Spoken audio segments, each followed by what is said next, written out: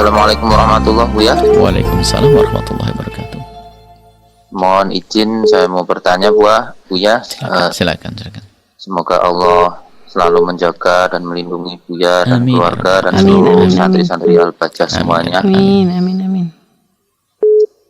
Saya mau bertanya Buya, pada minggu lalu kan ada yang dibahas tentang bagaimana cara kita bersikap dengan orang yang murtad keluar dari Islam gitu ya. Di situ disebutkan ada misalnya kita itu bahkan silaturahmi pun kalau bisa tidak perlu atau bagaimana gitu ya. Nah, sekarang bagaimana jika kita yang bersikap dengan misalnya ada seseorang yang dia punya keluarga. Nah, kadang kan sekarang juga kadang lebih ngeri itu orang yang berbeda akidah gitu, tapi dia Islam tapi berbeda akidah gitu ya Bu ya.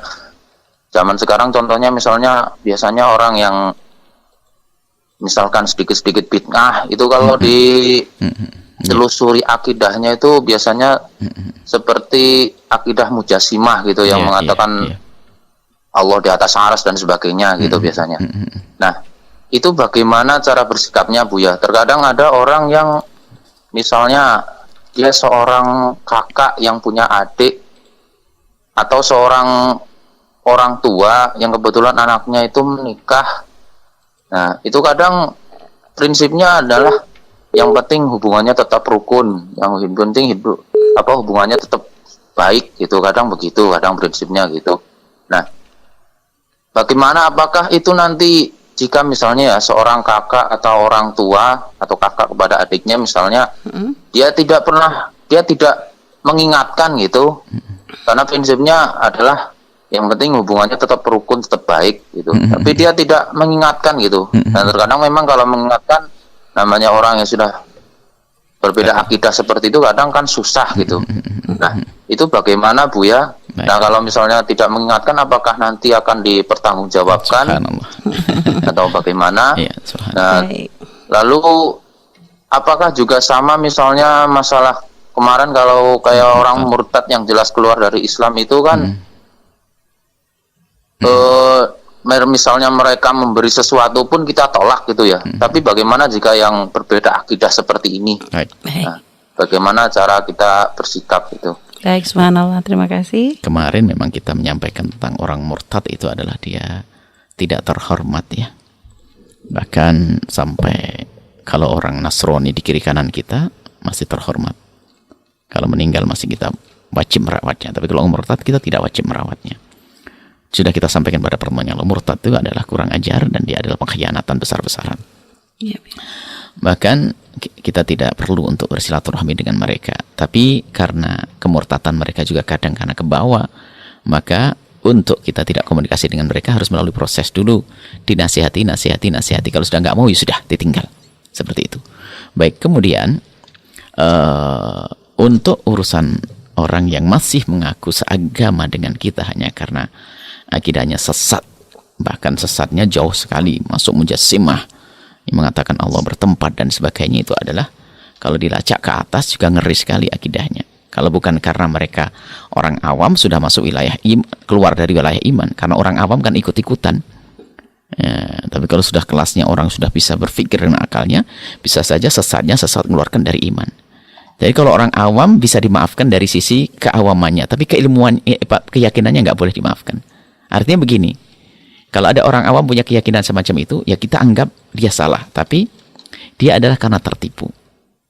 Karena selama ini yang dianggap adalah juga Al-Quran, hadis, nama Nabi Muhammad disebut Allah, makanya dia mendengar. Maka perlakuan kita dengan orang yang akidahnya sesat ini berbeda.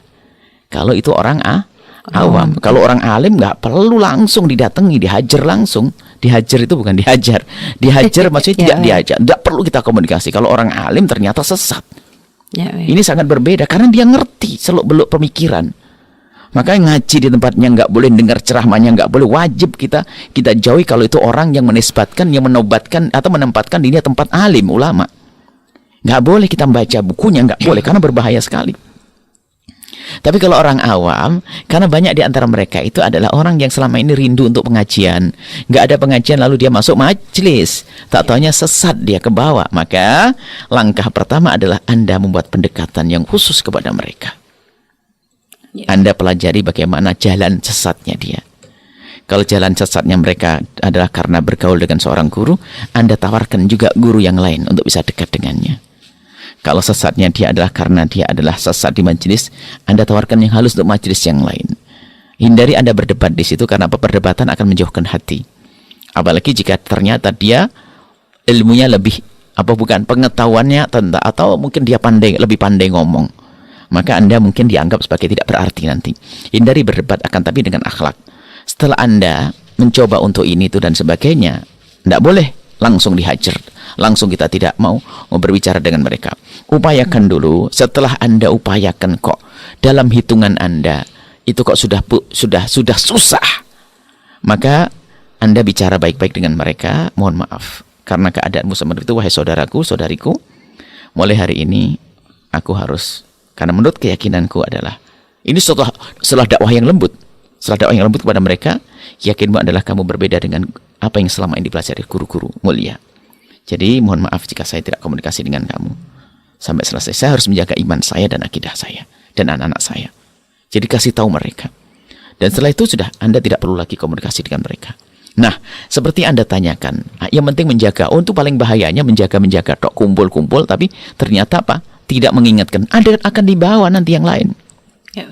Karena biasanya ciri kelompok sesat itu adalah karena diberi semangat oleh hawa nafsu dan setannya dalam menyampaikan itu lebih semangat daripada yang benar kadang-kadang. Nah, jadi biarpun mereka yang nggak benar banyak kan nggak enaknya, nggak enaknya kadang-kadang. Nah, ini mereka semangat, sementara Anda mungkin keluarga 12, hanya satu orang saja bisa buat keruh loh ya. Satu orang, subhanallah. Memang akidah kalau sesat buat kerusakan. Gara-gara dia itu keluarga jadi nggak enak. Subhanallah. Lah kenapa kok masih diikuti akidah semacam itu? Alasannya disamakan dengan Nabi. Nabi dulu juga begitu, diri sedikit kok. Dia mau menyamakan kayak Nabi. Kita sudah benar kita ikut baginda Nabi SAW. Saat ada satu kelompok yang nyempal satu, yang keluar satu, ternyata dia masa merasa kayak jadi Nabi. Maksudnya lebih baik dari yang lainnya. Ini adalah luar biasa. Bahaya sekali. Bahkan di sebuah masjid pun lihat keberanian mereka itu. Mereka itu ada satu orang bisa berdiri masjid hanya protes kepada khotibnya kalau tidak cocok. Sementara kita kurang semangat. Ada khotib salah keakidahnya pun kita masih diam sampai selesai khutbah. Ini kita kelemahan kita dari satu sisi. Tapi tadi dalam rangka dakwah, maka Anda boleh bergaul, berkumpul. Naudzubillah. Semoga keluarga Anda dijaga oleh Allah. Amin. Orang yang akidahnya benar boleh bergaul dengan keluarganya yang akidahnya sesat, tapi dengan catatan harus ada misi untuk membawanya. Kalau tidak ada misi untuk membawanya kepada kebenaran, betul apa kata Anda? Akan ditanya oleh Allah. Maka lebih baik tidak usah berkumpul. Karena kesesatan. Karena kalau Anda berkumpul dengan mereka, apalagi di majelis mereka, membesarkan syiar mereka. Makanya masuk majelisnya itu sudah haram. Karena Anda akan membesarkan syiar mereka. Orang tidak tahu Anda ke sana misalnya hanya sekedar pengen tahu saja. Ternyata orang melihat bahwasanya, oh, ustadz ini telah hadir di sana. Yang lain akan ke bawah. Makanya Anda tidak boleh menghadiri ustadz seperti itu, nggak boleh. Dan haram hukumnya, ibaratnya seperti itu. Karena apa? Anda akan menipu orang lain. Orang kan ke bawah kepada Anda, kan begitu. Apalagi Anda tokoh di masyarakat. Tidak boleh Anda datang. Itu akidahnya sesat. Sesat ya. Bukan masalah perbedaan apa, misalnya ketidakcocokan lah. Kalau ustadz akidahnya sama, ustadz tidak cocok dengan ustadz yang lain, nggak boleh menghalangi. Tapi kalau akidah sesat, wajib.